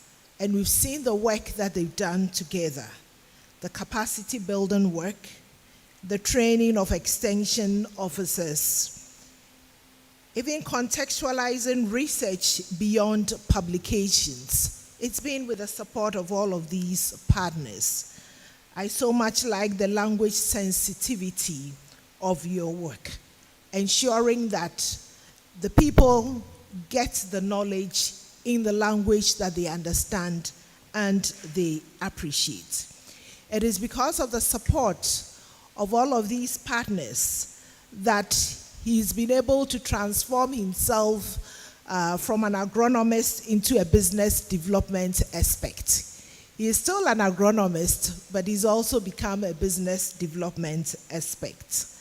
And for me, most importantly, I loved the power of the testimonial that he shared with us.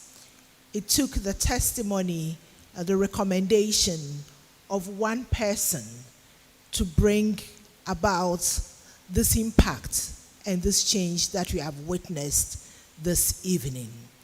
And it was as a result of his diligence and his honesty. So someone could literally put his head, his reputation on the line and stand up for him. Prof, congratulations. Distinguished ladies and gentlemen, we have indeed been blessed this evening, and every pun intended. We've heard a story from Barikese to Kumasi to Legon to Vahaningen, back to Legon to Okumeni, to Tamale, back to Okumeni, back to Legon. Professor Samuel Adjei-Nsiah has taken us on a journey rooted in science, nurtured by passion, and harvested with impact. The lecture this evening has shown us that soybean is no longer just a food. And sometimes when we think of soybean, we're even thinking about vegetarians or something to be used in livestock feed. But it can be seen as a true Ghanaian ally in fighting poverty, improving nutrition, and restoring dignity to the toil of our northern farmers. Prof, today you have proven that a humble being can carry the weight of a nation's development agenda. Your work reminds us that farming is not just about hoe and cutlass. It is data, it's innovation, it's partnerships, and it's vision. And perhaps most importantly, your story shows that even in the toughest soils, with the right scientific knowledge, with a commitment, we will be able to make progress. Prof Ayiko, more beans to your basket, because I know that you are not done yet. You will continue to experience your impact in northern Ghana and beyond. And I'd like to thank you all for coming to join us this evening. May we all proceed in truth, in innovation, and in service of our dear nation. Thank you, and do have a good evening.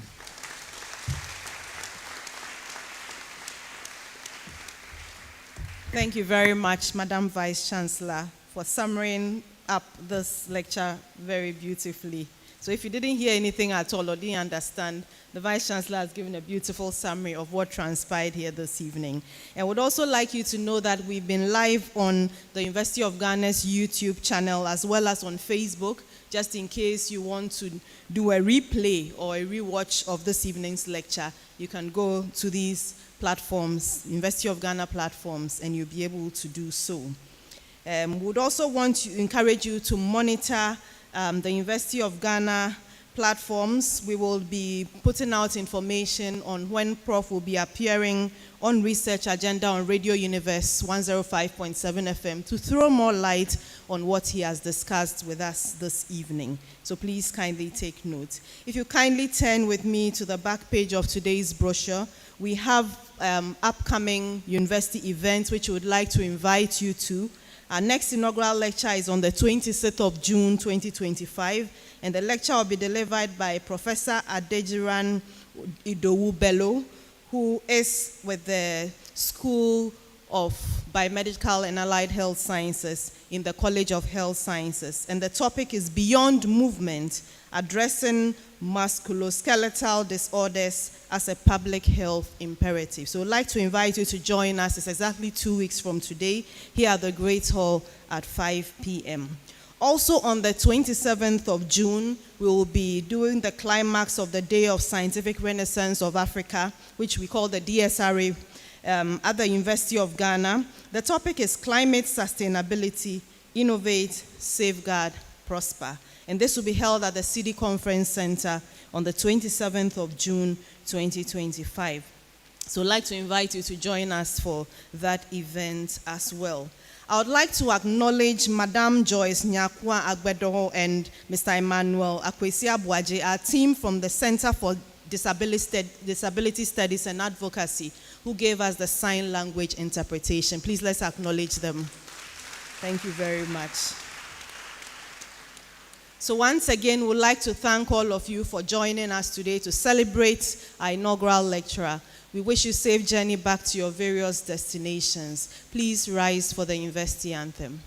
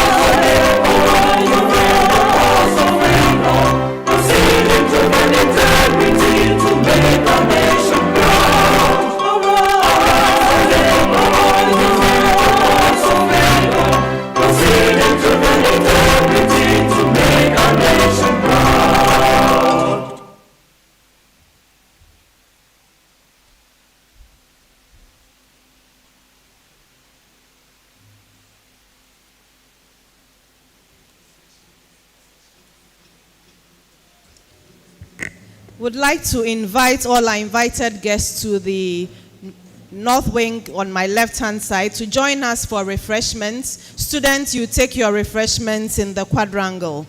The quadrangle is on your way out, the big courtyard on your way out, so please kindly take note.